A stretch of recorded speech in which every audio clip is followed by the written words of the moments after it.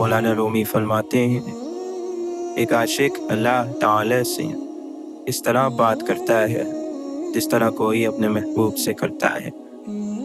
ہر شخص کو اس کی توفیق کے مطابق صلاحیت حاصل ہوتی ہے، بس عشق کی آگ جلاؤ، کیونکہ عشق کا دین اور مذہب صرف اللہ ہے۔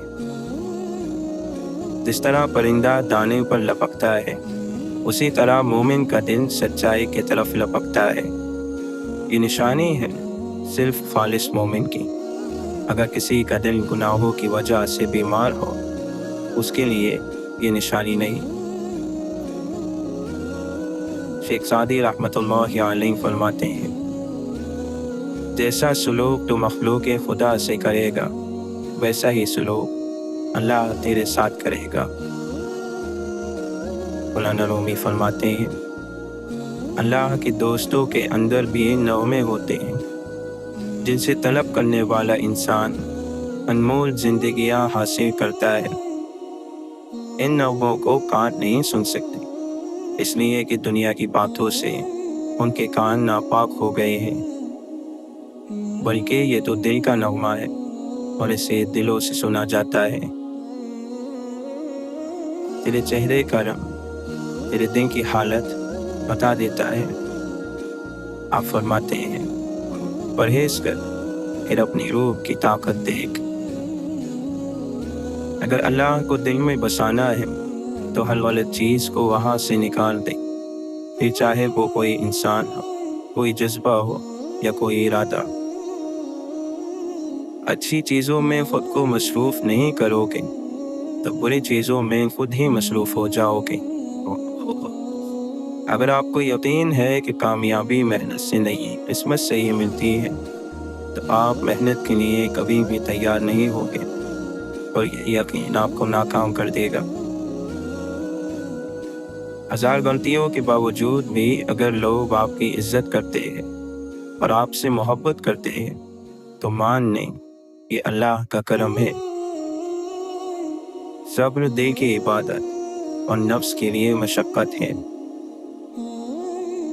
ایک مصور کو کہا گیا کہ وہ دن کے دروازے کی تصویر بنائے۔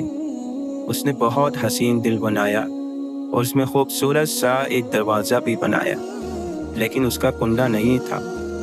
کسی نے پوچھا کہ اس میں کنڈا کیوں نہیں لگایا؟ اس پر اس مصور نے بڑا خوبصورت جواب دیا، کہا، دل کے دروازے اندر سے کھلتے ہیں، باہر سے نہیں۔ ایک بزرگ سے کسی نے پوچھا کہ عبادت کرنے کے لیے بہترین دن کون سا ہے؟ بزرگ نے کہا، موت سے ایک دن پہلے۔ اس نے حیرت سے کہا کہ موت کا وقت تو معلوم نہیں۔ فرمایا، تو پھر زندگی کے ہر دن کو آخری دن سمجھو۔ جب کی ہوئی نیکی بھولنے لگو اور کیے ہوئے گناہ یاد رہنے لگے تو سمجھ لینا کہ آپ روحانیت کے سفر پر چل پڑے ہو۔ دنیا کی تمام الجھنیں ختم ہو سکتی ہیں اگر جاہل خاموش رہے اور عالم سچ بولنے لگے۔ دوسروں کی زندگی کو جہنم بنا کر سجدوں میں جنت ڈھونڈنا خود کو دھوکہ دینے کے سوا کچھ بھی نہیں۔ سانسوں کا رک جانا ہی موت نہیں ہے، وہ انسان بھی مرا ہوا ہی ہے جس نے غلط کو غلط کہنے کی ہمت کھو دی ہے۔ اگر آدمی نے دوسروں کو نقصان پہنچانا بند کر دیا اور فائدہ پہنچانا شروع کر دیا تو سمجھیے کہ وہ زندگی کے مقصد کی طرف چل پڑا ہے۔ برداشت کے ساتھ حالات ضرور بدل جائیں گے، بس ذرا اندر ہی اندر مسکرانے کی ضرورت ہے۔ زندگی میں اگر کبھی آپ نا امید ہو جائیں تو فقط ایک پر امید بندے کو تلاش کریں اور اس کے ساتھ کچھ وقت گزار لیں۔ آپ زندگی کی جنگ دوبارہ لڑنے کے لیے تیار ہو جائیں گے۔ استاد گھنے درخت کی مانند ہوتا ہے، ایک لمبے سفر میں تھوڑی دیر کے لیے ٹھنڈی اور میٹھی چھاؤں کا ذریعہ۔ کامیاب انسان منفی حالات میں خیالات کو مثبت رکھنے کی طاقت رکھتا ہے۔ کائنات کا سب سے مضبوط تعامل رب اور بندے کا تعلق ہے۔ تمام چیزیں پہلے ڈھونڈنی پڑتی ہیں اور پھر وہ ملتی ہے، مگر اللہ تعالیٰ پہلے ملتا ہے اور پھر اپنی تلاش شروع کرواتا ہے۔ جو فریاد لبِ اظہار تک نہ آ سکے وہ اشکوں میں بیان ہوتی ہے۔ مذہب، رنگ اور نسل سے آزاد ہر انسان کی آنکھ میں ایک جیسے آنسو ہوتے ہیں۔ یہی انسان کا انسان سے واحد رشتہ ہے، ہمدردی کا، غمگساری کا۔ حضور اکرم صلی اللہ علیہ وسلم کو کائنات کے لیے رحمت بنا کر بھیجا گیا۔ ہم پر فرض ہے کہ حضور صلی اللہ علیہ وسلم کا انداز رحمت سب مخلوق تک پہنچائے۔ اسلام خود ہی پہنچ جائے گا۔ دنیا کو جب رات کی تاریکی کے بعد روشنی میسر آتی ہے تو اس کی نظریں خود بخود سورج کی طرف اٹھ جاتی ہیں۔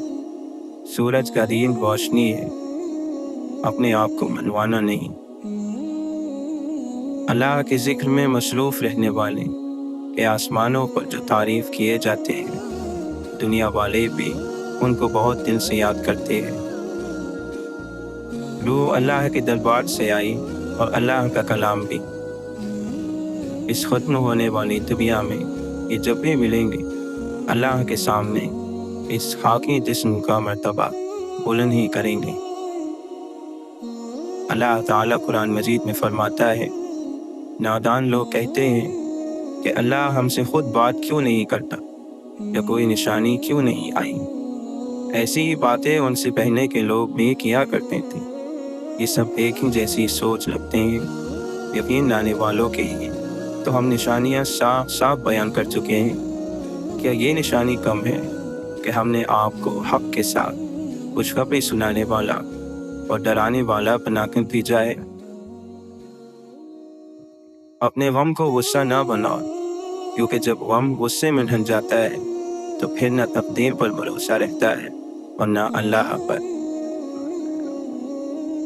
بے بس ہے آنکھ آنسوں کے سامنے، دماغ دل کے سامنے، زندگی موت کے سامنے، انسان قدرت کے سامنے۔ آزاد وہی ہے جو کسی کی توجہ کا طالب نہیں ہے۔ جو ہوش میں ہے وہ کبھی تکبر نہیں کرتا۔ حضرت رابعہ بصری رحمۃ اللہ علیہ فرماتی ہیں، انسان گھر ہے رحمان کا۔ جب آپ کے اندر اپنی غفلتوں کے باوجود اللہ اور اس کے رسول صلی اللہ علیہ وسلم کی طرف رجوع پیدا ہو جائے تو سمجھو کہ رحمت کا وقت آ گیا۔ تم اللہ کی رضا پر شاکر رہو، تکلیفیں خود اٹھاؤ، اس کی مخلوق کو آرام دو۔ واصف علی واصف فرماتے ہیں، شیطان نے انسان کو نہ مانا، اللہ نے اس پر لعنت بھیج کر اسے نکال دیا۔ انسان کے دشمن کو اللہ نے اپنا دشمن کہا۔ انسان اللہ کے دشمن سے دوستی کر لی تو یہ بڑے افسوس کا مقام ہے۔ میں کتنا ہی طاقتور بن جاؤں لیکن ہر شام کو زندگی کا ایک دن کم ہو جاتا ہے اور میں اس کو روک بھی نہیں سکتا۔ اللہ تعالیٰ قرآن مجید میں فرماتا ہے، ان سے کہو فضل اللہ کے ہاتھ میں، وہ جسے چاہتا ہے عطا کرتا ہے، اللہ وسعت والا جاننے والا ہے۔ اللہ سے نعمتیں مانگنے والے یہ بھی خیال رکھیں کہ کائنات کی سب سے بڑی نعمت اللہ کا قرب ہے۔ اللہ کو وقت دینے کا مطلب یہ نہیں کہ رات دن عبادت میں گزارو، بلکہ اس کا مطلب یہ ہے کہ جس راستے سے اس نے روکا ہے اس سے رک جاؤ، اور جس راستے پر چلنے کا حکم دیا ہے اس پر چل پڑو۔ حضرت ابوبکر رضی اللہ عنہ فرماتے ہیں، ہر آدمی اس حالت میں اپنے اہل و عیال میں صبح کرتا ہے کہ موت جوتے کے تسمے سے بھی قریب تر ہوتی ہے۔ حسن بصری رحمۃ اللہ علیہ فرماتے ہیں، بے وقوف سے دور رہنا اللہ کے قریب ہونے کا ذریعہ ہے، اور عقل مند سے دوستی کرنا دینداری کا ذریعہ ہے۔ مومن کی عزت کرنا ایسا ہے جیسا کہ اللہ کی خدمت کرنا۔